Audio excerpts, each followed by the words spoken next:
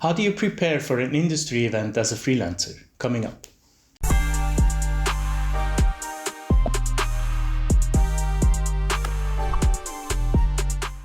Hello and welcome back to the Freelanceverse. Thanks for coming back to the channel. Nice to have you here. The year is coming to an end. Make sure to subscribe to the channel. I have a goal to reach 30,000 subscribers by the end of the year. If we could make that happen, that would be amazing. So, conference visits, this week's topic. Now, you have seen me going to conferences throughout the years. However, it has always been translation conferences in the language industry, right? While these are amazing, I love going there for networking, for building your profile, getting your name out there, learning about the industry, etc. It's amazing. You should do that. But this is not really where your clients gather, right? For that, you need to go to trade fairs. Trade fairs are industry events within your area of specialization. While these conference visits are technically under the same umbrella, right? I'm going to a conference. At first glance, it doesn't really matter which one it is, a trade fair or an industry event in the language industry. But this matters a lot, I can tell you that. If you go to an industry trade fair in your specialization, it requires much more preparation, much more thought beforehand, much more focus, and a very different approach when you're there. I usually go to one, maybe two industry events per year, because it is kind of a big commitment, right? You have to invest money to go there, to stay there, but then also the time. Now I go for 3 days, but I also travel beforehand and after. So you also lose a lot of revenue if you are booked daily and you're usually working on your work. So it's quite a big investment. So I can definitely recommend to you at the beginning of the year, check out the trade fairs in your industry, decide which ones, 1 or 2, maybe 3 if you're really outgoing and this is your main way how you approach clients. So I did that at the beginning of 2023, and I saw that ISPO, in the International Sports Conference, the biggest one I think in the world, definitely in Europe, I'm not sure, is happening in Munich this year. And I knew that I really want to go there. I already tried last year, but it's quite a special event because you need to prove to the organizers that you're working in the sports industry in order to be able to buy a ticket. So I knew very, very much that I want to go there this year. And it's funny that it happens kind of at the end of the year, and I planned this at the beginning of the year, but that's how these things happen. You should always plan your business year as a whole and not think, oh, it's now January, I'm just going to go to one in February because it's already close, right? You really need to think which one is best for your business, and if it's at the end of the year, so be it. And once you decided which ones you want to visit, mark it in your calendar, check when the tickets go on sale. For me, it was in July. So when the moment happened, I bought the ticket. I arranged the train there, the hotel there. So everything is now set in stone. And now I can wait a few months until it's actually November and I can start preparing for the conference. Instead of taking you along and do like a vlog type video of the conference, I want to focus it on the preparation for a trade fair for freelancers. So this is this video about. I'm going to take a break now for a few months, and in November I come back and show you how I prepare for this event. So it's a few months later. I hope the lighting is okay. I'm on my sofa now and it's deep into November. The conference is going to take place in a week. So it's time to do some preparation work. I plan to spend about 3 hours of prep work for this specific conference because it's quite a long one. It's 3 days. So essentially what you want to do is you want to create a plan, right? The plan doesn't need to be structured. It can be very loose as you wish. For me, what it looks like, I would have must-see brands in there, must-see people, must-visit presentations, lectures, and my expectations and my goals. And then I will probably have a section for afterwards, after the conference, to do some debriefing. I don't always do that, only when I take it very seriously. So this time I will probably do debriefing because it also has to do with reaching out to people I met there, right? I actually got an email from ISPO a few weeks or a week ago, more or less, saying only 14 days left until ISPO. And it has a whole how to get the best out of ISPO Munich, which is amazing. For any conference organizers, this is so good. And actually just today another one came in that it's 1 week away with more infos. And it basically tells you how to get ready, how to do business. If you're looking for a job, there is a job market. There are a lot of parties apparently. Some key takeaways from the program: Tuesday, Wednesday and Thursday. So I could technically just rely on this email and go and see what happens, but I do prefer to properly prepare. So I go on the website first of all. Here you can find the program. I'm going to do that in a second. But first of all, the most important part why I go there are the exhibitors. There are certain brands that I want to talk to, so I go to the exhibitors list. So we have 60 exhibitors per page, and we have almost 40 pages. So what's that, like? Yeah, almost 2,400, a bit less exhibitors, which is insane, right? It is indeed the biggest sports conference in the world.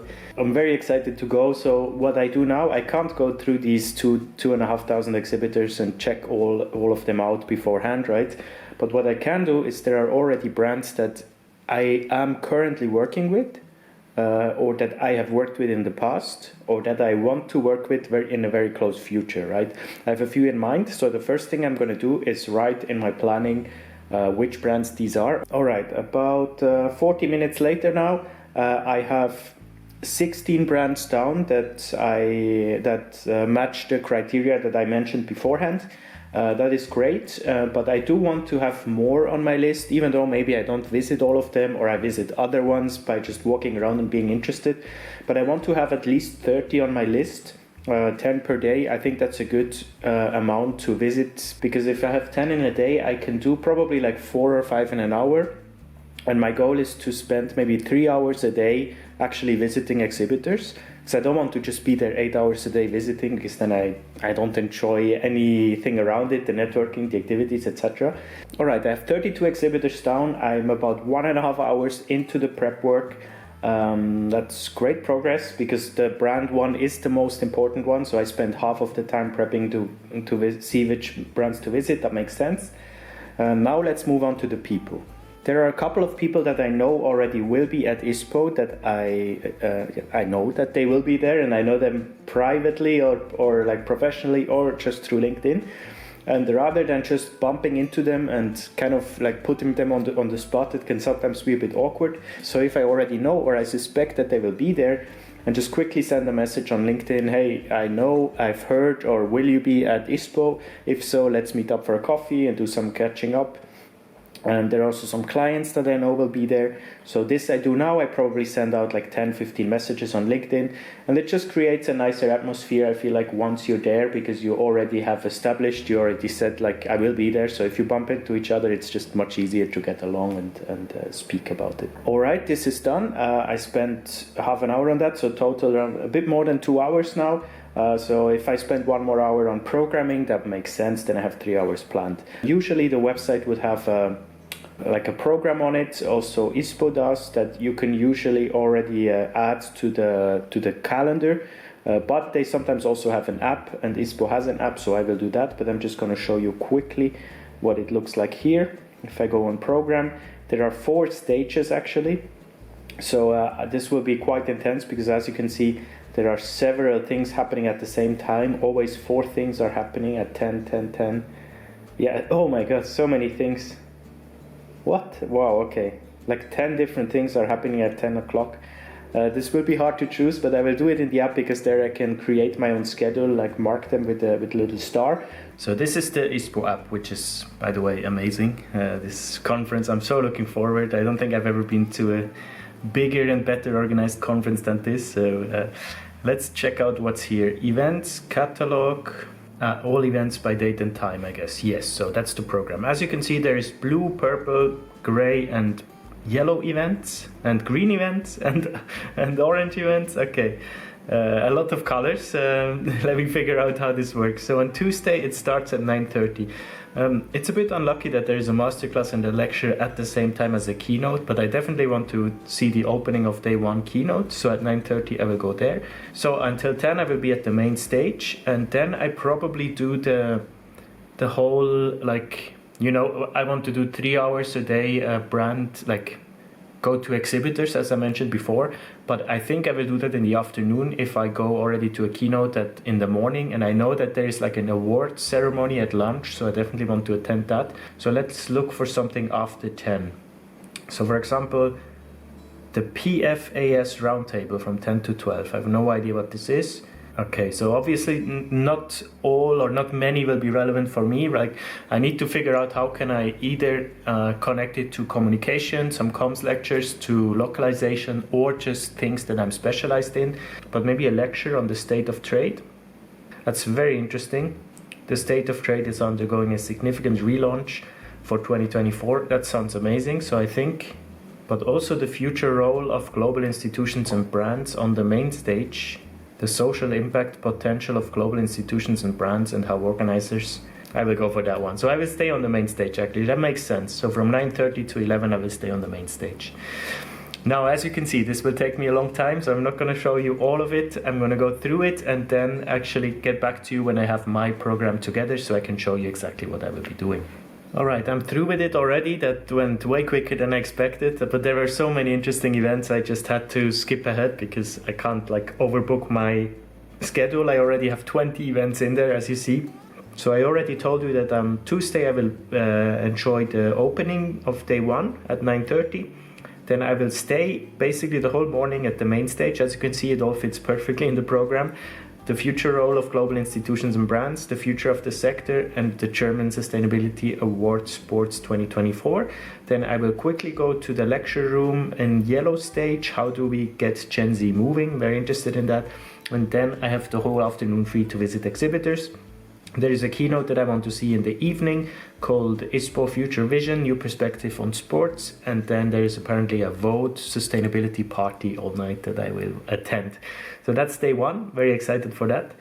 Then day 2, Wednesday, it's actually not in here, but I got a separate email that there will be a Munich city or Messe area running event at 6:30 in the morning, a 5K. So I signed up for that. So I will go with some sports crazy people on a 5K run. I'm curious for that at 6:30 a.m. And then 7:30 starts the EOG Industry Breakfast at the Green Stage. I'm really interested for that because there I can probably do a lot of networking. Then there are 2 panel talks, partnerships between sports brands and sports companies, and partnerships between sports and the travel sector. I'm very interested in that. And another panel talk in the evening or the afternoon better, the top level management in German professional football. Of course, I need to attend that. And the sport talk, future talents in sports business. And then the last day I will start at 10 with a keynote that is going to be very spiritual. I feel like it's all about courage and empathy, but I'm curious how they will deliver it. Followed by a lecture on the sports industry in China. Very interested because I don't know anything. I only work with European and American brands so far. Building brand value through better customer experience. I think there could be localization and communication in there. And then actually the last 2 could be very relevant for me because it's about product launches and presentations and communication and services around greenwashing. Very interesting. And then that's the last day done for me, and I will have to travel to Switzerland after that because I go to visit my family. So I'm not sure how long I will stay, but hopefully I can get some more exhibitors and networking in, have a last drink with everyone, and then leave. So yeah, that's the planning. Very excited. A few days left. I will take you along and show you a few clips, and hopefully I can reach my goals. I haven't shown you my goals actually. How will I do that? I will show you the goals when I'm on the way there or when I'm there already, so you can kind of have an idea of what I expect and what my goals are of the conference. For you, it's gonna be in a split second. For me, in a few days. See you there. So we just arrived in Munich in the hotel, and I think that's a good moment to talk to you a bit about expectations.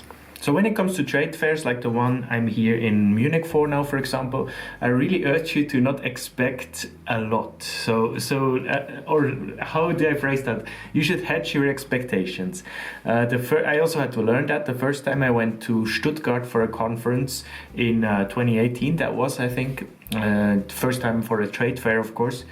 I had high expectations. I didn't really know what to expect, but I thought if people invest time and money to go there, something should come out of it, right?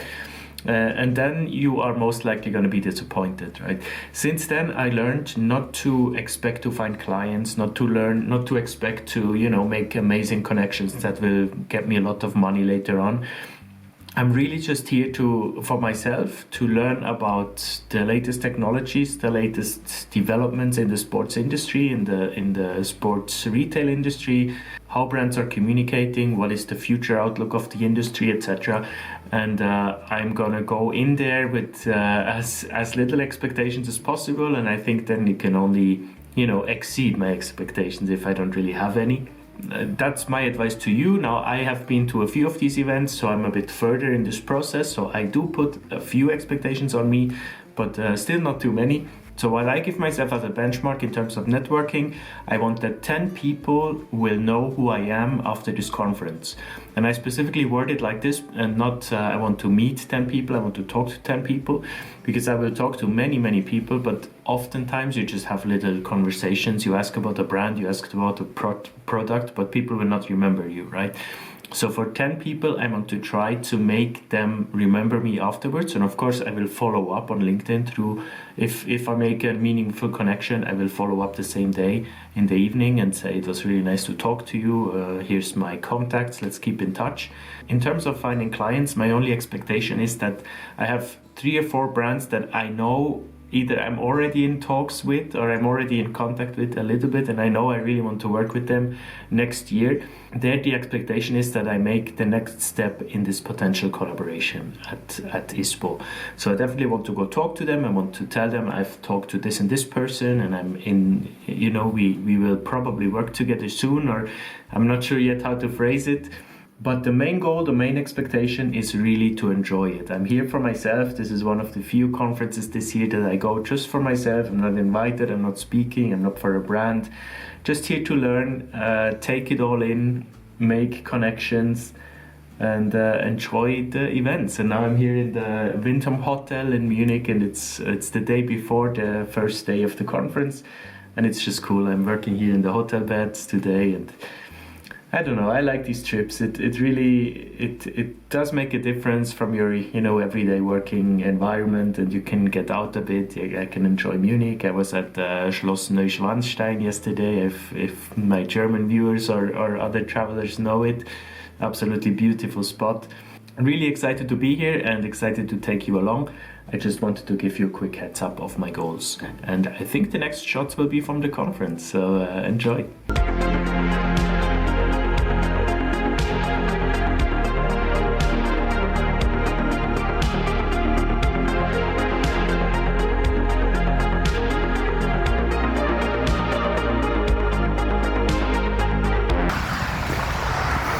So that is my day 1 done. Now I'm walking home in the snowstorm. I don't know if you can see, it's all full of snow. That was amazing. I've never been to such a well-organized, huge conference. I mean, there are 11 conference halls. I still have by far not seen everything. But I really enjoy it. I met a lot of nice people. Now also just learned a lot, you know. It's just going from booth to booth, looking at the new technologies, looking at the new products, asking what texture, what textile it is, and they're also passionate about explaining, so it was amazing. And I wrote down a lot of brands that I want to reach out to, as well as speakers. The speeches were actually amazing. I'm usually not the biggest fan of conference speeches, but these ones were great. Now I need to head home, get some rest, because at 6:30 in the morning I have a running event. Probably in the snow, as you can see. I'm curious how it will go. Probably catch you then. Take care.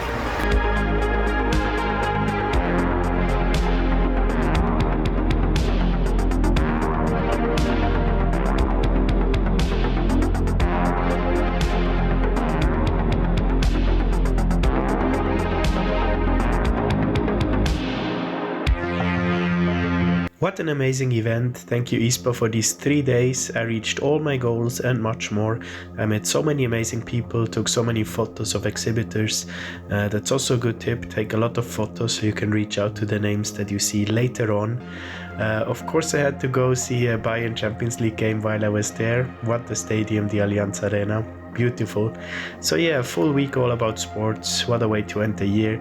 I will be back next year for sure. Now take care and see you next Monday for the final video of 2023.